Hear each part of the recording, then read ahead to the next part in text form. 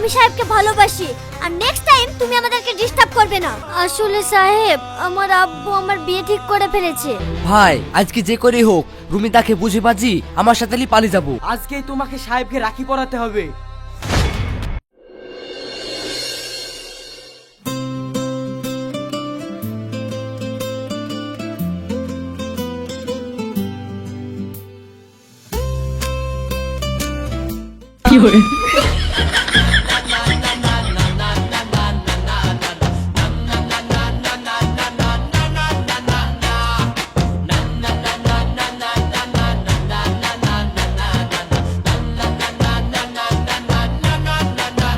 আমি ভিখারি, আমাকে কেউ ভিক্ষা দাও। আমি পাগলি, আমার বুদ্ধি শর্ট, আমি কোনোদিন দাঁত মাজিনি, শীতকালে আমি কোনোদিন স্নান করিনি। কলেজে সবাই আমাকে বিরক্ত করে, আর এখন তুমিও আমাকে বিরক্ত করে শুরু করে দিলে। আরে তুমি ভুল ভাবছো, আসলে এই কাগজগুলো তোমার পিঠে আটকানো ছিল, তাই আমি একটা একটা করে কাগজগুলো সরিয়ে দিচ্ছিলাম।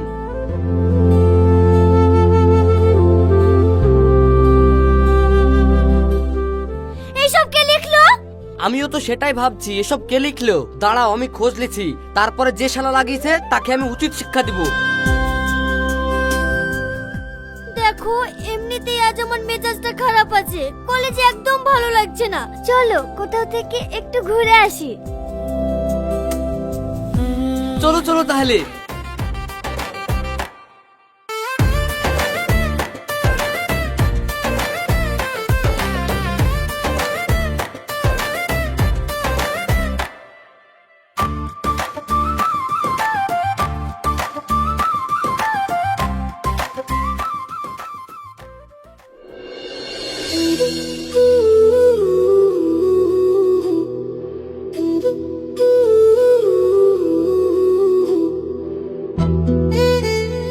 রুমিতা মনে হয় আমাকে ভালোবাসে, তাই সে আমার সাথে কলেজ বাঙ্ক করে ঘুরতে আসলো। আর আমিও তো রুমিতাকে মনে মনে অনেক পছন্দ করি, তাহলে আমি রুমিতাকে আজকে প্রপোজটা করিয়ে দিই। সাহেব, তুমি কি ভাবছো? আসলে রুমিতা, আমি তোমাকে অনেক দিন ধরে একটা কথা বলবো বলবো ভাবছি, কিন্তু বলে উঠতে পারছি না। হ্যাঁ বলো। Rumita, I love you.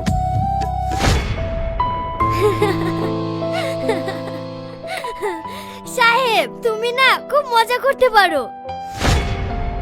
Rumita, আমি কোনো মজা করছি না, আমি তোমাকে সত্যি সত্যি ভালোবাসি। এই কলেজে আমি নতুন ভর্তি হয়েছি, তাই কাউকে চিনি না। কলেজের ছেলেরা এইভাবে আমাকে বিরক্ত করায়, তাই আমি তোমার সাথে ঘুরতে এসেছি, যাতে সবাই মনে করে আমি তোমার গার্লফ্রেন্ড। আর সবাই যখন বুঝতে পারবে তুমি আমার বয়ফ্রেন্ড, তখন আমাকে আর কেউ বিরক্ত করবে না। তাই আমি ঘুরতে এসেছি, আর আমি তোমাকে ভালো টালোবাসি না। নাও, খাবারটা খেয়ে নাও। ঠিক আছে।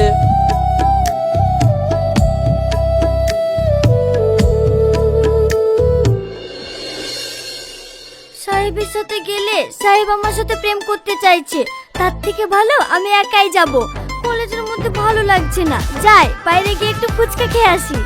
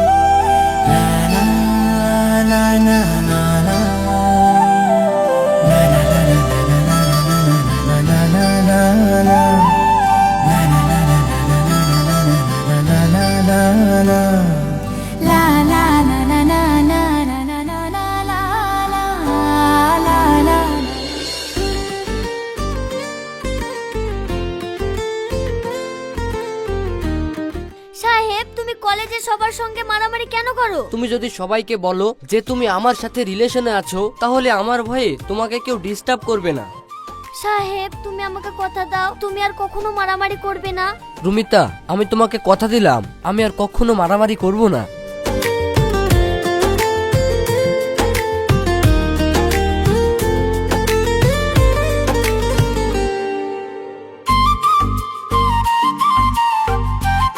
আজকে কি দিন জানো? আজকে আবার কি দিন? আজকে কলেজের প্রত্যেকটা মেয়ে ছেলেদেরকে রাখি বেঁধে সেলিব্রেট করছে। কিন্তু আজকে তো রাখি না। হ্যাঁ আমি জানি আজকে রাখি না, কিন্তু আজকেই তোমাকে সাহেবকে রাখি পরাতে হবে। এই সাহেব শান্ত হও। দেখো শুভ, তুমি আমাদের থেকে সিনিয়র, তাই আমি তোমাকে সম্মান করে চলি। তার মানে এই না যে তুমি যা বলবে তা আমাদেরকে শুনতে হবে। আমি সাহেবকে ভালোবাসি, আর নেক্সট টাইম তুমি আমাদেরকে ডিস্টার্ব করবে না।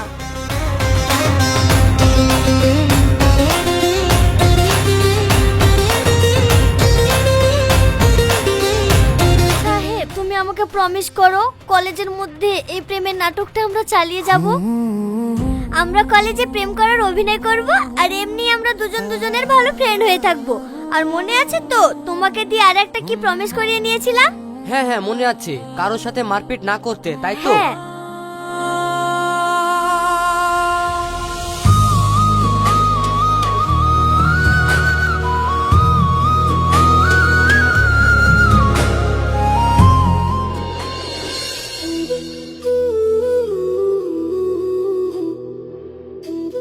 তুমি পড়াশোনা করো না কেন?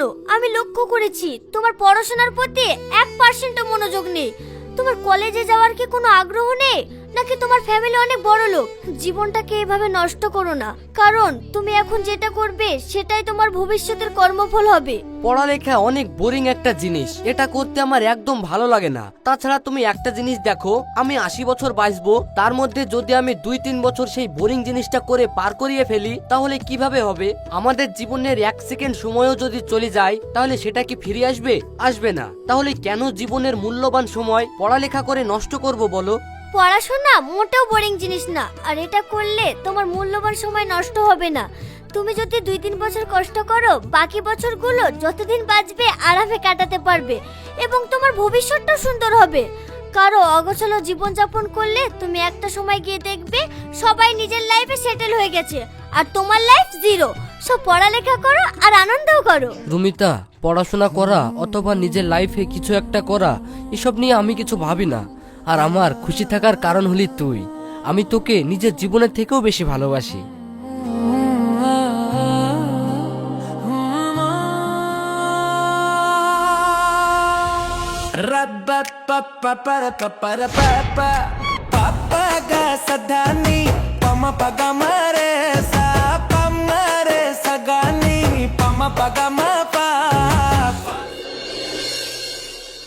সাহেব কাল থেকে আর আমাদের দেখা হবে না। দেখা হবে না মানে? রুমিতা, এসব তুমি কি বলছো? হ্যাঁ সাহেব, আসলে আমার আব্বা একজন মাতাল। সে রোজ মদ খেয়ে এসে আমাকে আমার মাকে মারধর করতো। তাই আমরা আমাদের গ্রাম ছেড়ে এই শহরে এসেছিলাম, কিন্তু আমার আব্বু এখানেও চলে এসেছে। তাই আমি আর আমার মা এই শহর ছেড়ে চলে যাচ্ছি।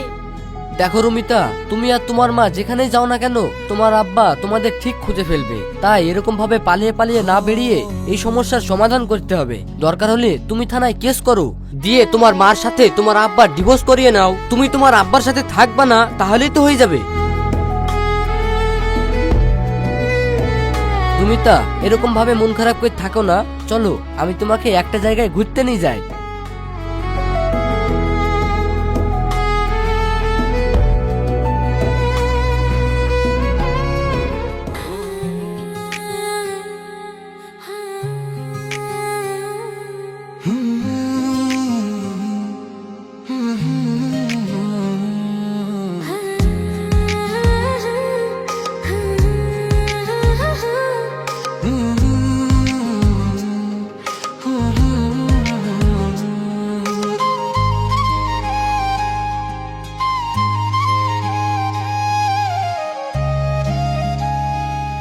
ভালোবাসি যে তোমায়, বেঁধে রাখবে কি আমায় প্রেম সাগরে। ভালোবাসি যে তোমায়, বেঁধে রাখবে কি আমায় প্রেম সাগরে।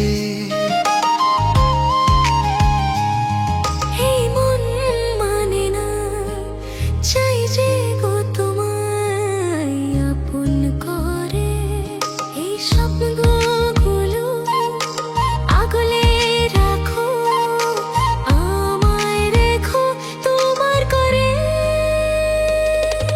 আমি যে তোমারই, ওগো আমি তোমারই, শুধু যে তোমারই, আমি শুধু যে তোমারই। আহা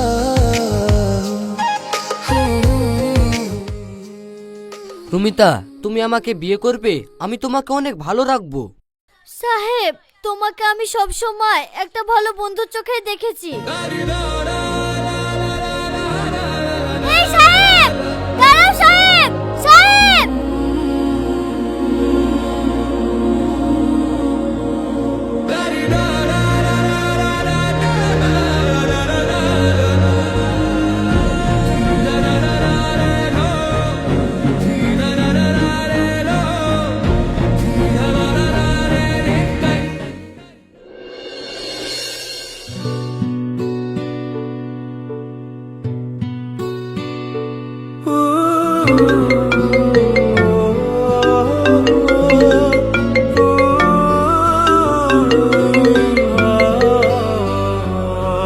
সাহেব, কেমন আছো তুমি? আমি ভালো আছি, তুমি কেমন আছো? আমিও ভালো আছি। তা এতদিন পর আমার কথা মনে পড়লো? আসলে সাহেব, আমার আব্বু আমার বিয়ে ঠিক করে ফেলেছে। কংগ্রাচুলেশন রুমিতা। আচ্ছা রুমিতা, তোমার সাথে যে ছেলেটার বিয়ে হবে সে কি করে? আসলে আমার হবু বর একজন ইন্ডিয়ান আর্মি। আমি তোমার জন্য আল্লাহর কাছে অনেক দোয়া করব যে তুমি সারা জীবন সুখী থেকো। বিয়েতে আমাকে ইনভিটেশন দিতে ভুলো না কিন্তু। না না, তোমাকে ইনভিটেশন দেওয়ার কথা আমি কি করে ভুলতে পারি? তুমি তো আমার কাছের বন্ধু।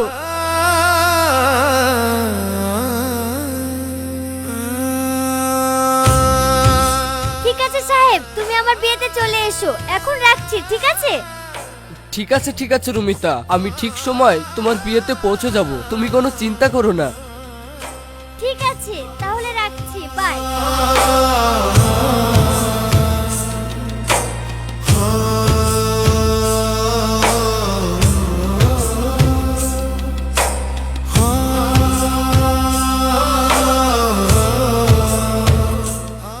সাহেব, ওর বিয়ে ঠিক হয়ে গেছে, ঠিকই আছে।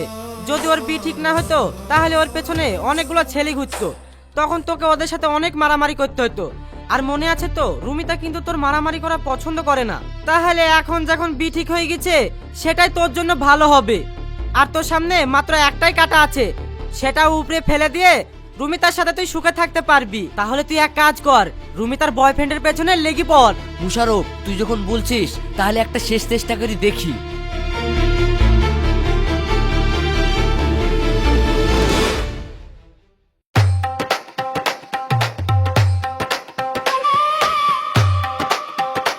মুশারফ, এই মুশারফ, তাড়াতাড়ি ওঠ। কি হলো সাহেব, এত সকাল সকাল রাখছিস যে? আরে ভুলি গেলি নাকি? আজকে রুমিতার বিয়ে, আমাদেরকে বিয়েতে যেতে হবে না? সাহেব, আমি তো ভুলেই গেছিলাম রে। ভুলে যখন গেছিলি এখন মনে পড়ে গেছে তো, তাড়াতাড়ি চল। কিন্তু ভাই, আমার বিতে যাওয়ার মতো কোনো ভালো জামা প্যান্ট নাই। ও বি কর লাগা, যাবো না। আর তুই চিন্তা করিস নে, তুই একটা ভালো মেয়ে দেখে বি করে নিবি। তুই চল আমার সঙ্গে, বিয়েতে পরার জন্য আমি তোকে ভালো জামা প্যান্ট কিনে দিব। তুই যখন ভালো জামা প্যান্ট কিনে দেবো বলছিস, তাহলে চ।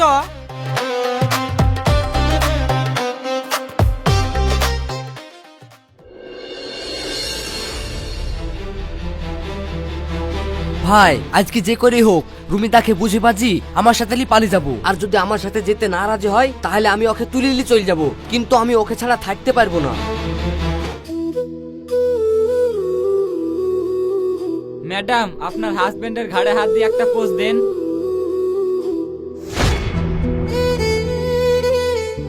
স্যার, আপনি এই গোলাপ ফুলটা হাতে নিয়ে আপনার বউকে প্রপোজ করুন। রুমিতা, তুমি অনেক খুশি আছো। আমি পাগলের মতো ভেবেছিলাম তুমি হয়তো ফ্যামিলির চাপে পড়ে বিয়ে করছো, হয়তো তোমার মনেও আমি আছি। কিন্তু না, আজ তোমাকে দেখে মনে হচ্ছে তোমার এই বিয়েতে কোনো আপত্তি নেই। আমার ভালোবাসাটা আসলে আমার ছিল, তোমার সেখানে কোনো জায়গা ছিল না। তুমি হাসছো এটাই অনেক, কিন্তু তোমার এই হাসি দেখে বুকের ভিতরটা যে এভাবে দুমড়ে মুচড়ে যাবে সেটা ভাবিনি।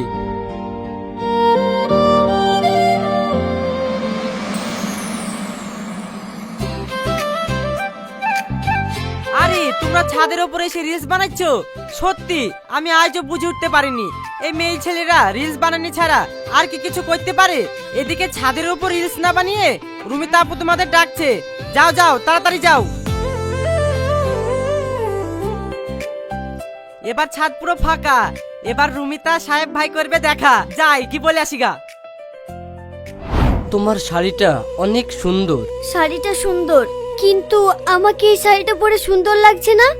হ্যাঁ, তোমাকে অনেক সুন্দর লাগছে, একদম আমার বউয়ের মতো। কি বললে?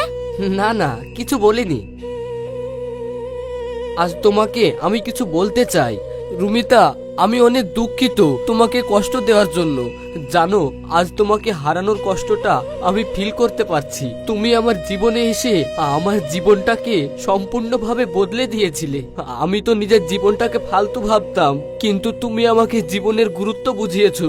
আমাদের কত সুন্দর দিন ছিল, আমরা কলেজে পড়তাম, আর ওখানেই আমার তোমার সাথে প্রথম দেখা হয়েছিল। তারপরে আমরা অনেক ভালো ফ্রেন্ড হলাম, তারপরে আমাদের মধ্যে সম্পর্ক তৈরি হলো, আর আমরা একসাথে কত সুন্দর মুহূর্ত কাটিয়েছি। আর রুমিতা, তুমি আমাকে বলেছিলে না যে পড়াশোনা করতে, কিন্তু আমি ভুল ছিলাম, আমি তোমার কথায় গুরুত্ব দিইনি, তাই আজ আমি একজন বেকার। কিন্তু তুমি যতদিন আমার পাশে ছিলে, আমি ততদিন তোমাকে পেয়ে অনেক খুশি ছিলাম। রুমিতা, তোমাকে অনেক অনেক ধন্যবাদ আমার জীবনে কিছু সময়ের আনন্দ দেওয়ার জন্য। তোমাকে ভালোবাসাটা আমার জীবনে সবচেয়ে বড় পাওয়া ছিল। আমার জীবনে অসাধারণ একটা স্মৃতির পাতা ছিল যে আমি তোমাকে ভালোবেসেছিলাম, কিন্তু এখন আমার আর কোনো কিছু নিয়ে আফসোস নেই। তোমার সাথে কাটানো প্রতিটা সময়ে তুমি আমাকে অনেক কিছু শিখিয়েছো। আমি যদি আগে সবকিছু বুঝতে পারতাম, তোমার সেদিনের কথাগুলোকে ফালতু না মনে করে গুরুত্ব দিতাম, তাহলে আমি আমার লাইফে ভালো একটা পজিশনে থাকতাম, আর আমাকে তোমাকেও হারাতে হতো না। কারণ এতদিনে আমি বুঝে গেছি যে প্রতিষ্ঠিত হতে পারলেই নিজের ভালোবাসার মানুষটাকে পাওয়া যায়, কিন্তু আমি প্রতিষ্ঠিত হতে পারিনি, তাই আমিও তোমাকে হারিয়ে ফেলতে যাচ্ছি। আমি তোমার হাসি মাখা মুখ আর কান্না করা মুখটা সবই দেখেছি। আজ আমি সেই মুখটাকে শেষবারের মতো দেখতে এসেছি, যাকে আমি সব সময় ভালোবেসেছি, আর যে মুখটা আমার কখনোই হবে না। তোমার বাকি জীবনটা অনেক সুখে কাটুক, এইটুকুই দোয়া করি।